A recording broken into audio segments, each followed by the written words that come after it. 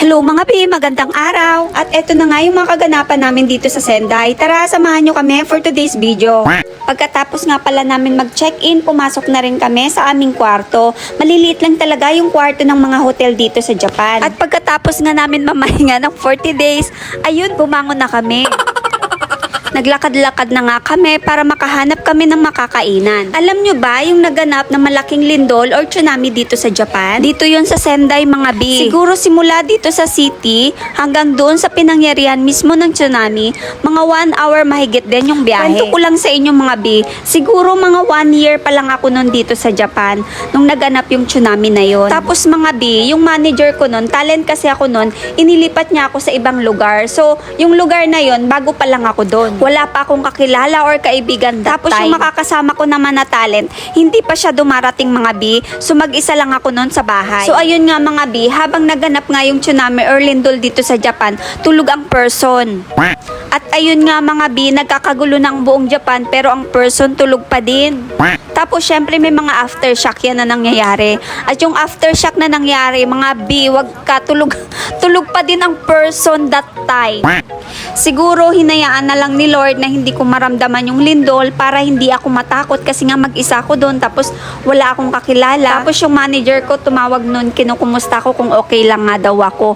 Nagulat nga daw siya, bakit hindi ko daw naramdaman, sobrang lakas na nga daw nung lindol na yun. At ayun nga mga bi, sa sobrang dalas din ng lindol dito, nasanay na rin ang person. So move on tayo mga bi, eto na nga't nakapili na kami ng kakainan namin. Syempre, ang walang kasawa ang yakiniku. Di ka naman talaga magsasawa sa sobrang sarap ng yakiniku dito sa Japan mga bi. Napansin ko nga sa tuwing kakain kami nito sa labas, kung hindi yakiniku yung kakainin namin, sushi. Masarap naman kasi talaga yung sushi mga bi. Kaya kahit paulit-ulit mong kainin, hindi ka talaga magsasawa. Dito sa Sendai mga bi, ningki sa kanila or famous na food din is yung dila ng baka.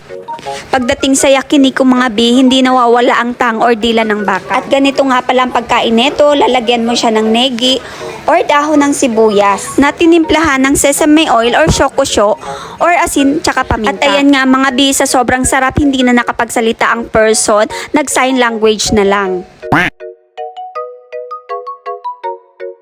At after nga namin kumain mga bi, pumunta na rin kami doon sa kaibigan niya. Nakilala niya lang din ito last year dahil sa trabaho dito sa Sendai. At eto nga kaibigan niya mga bi, may-ari ng club or bar dito sa Sendai. At nang pumasok nga kami mga bi, di namin akalain na ganito karami yung tao. At shock, ang daming food mga bi. At eto naman si ate, ang kalahi natin. At eto namang isa, made in Thailand. Sawadika, kapong ka. At eto na nga ang mga Hapon, nag-party-party na. Huwag kayo mag-alala mga bi dahil nagpaalam ako sa kanila bago ako mag-video. At pagtapos nga magnomo-nomo at party ng person mga bi, kinabukasan, nag-check out na rin kami. At para tuloy-tuloy yung biyahe, kumain na rin kami. At pagkatapos naman namin kumain, dumaan kami dito sa building na ito. Eto nga pala yung nakontrata ng asawa ko last year. Bali sa pundasyon lang sila mga bi or sa mga bakal, hindi lahat ng building sila yung gumawa. Hanggang dito na lang ulit mga bi sa aking a day in my life. Matayo ko ne.